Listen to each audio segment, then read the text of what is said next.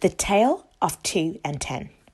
Many years prior to this story, God has spoken to his servant Abraham that he would give his descendants an inheritance, land flowing with milk and honey. Years later, the Lord reminds his people in Exodus chapter 3 verse 17 of this promise once again. Even more years later, the Lord instructs Moses to explore this promised land, and so Moses sends off 12 men, one from each tribe, to carry out this great assessment.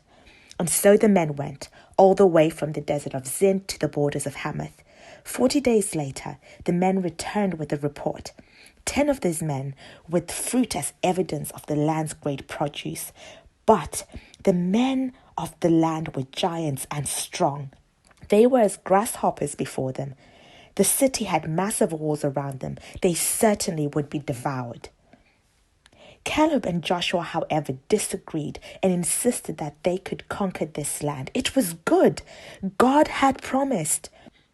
But fear had spread in the land, which led to distress and unbelief and worry and more weeping to God with bitterness and regret.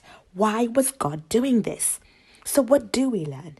God had already and has always made known his promises, yet fear and unbelief invaded their space.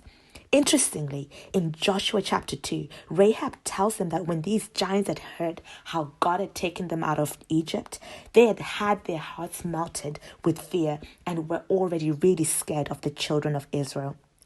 The number of those carrying the truth and the good news were few and outnumbered by those who carried fact, but incomplete facts, the incomplete truth shy of overall picture of what God had already promised. God has already and always promised us protection, healing, life, and life in abundance.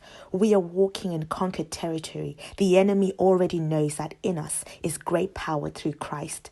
We just need to believe it and we'll see it in the land of the living.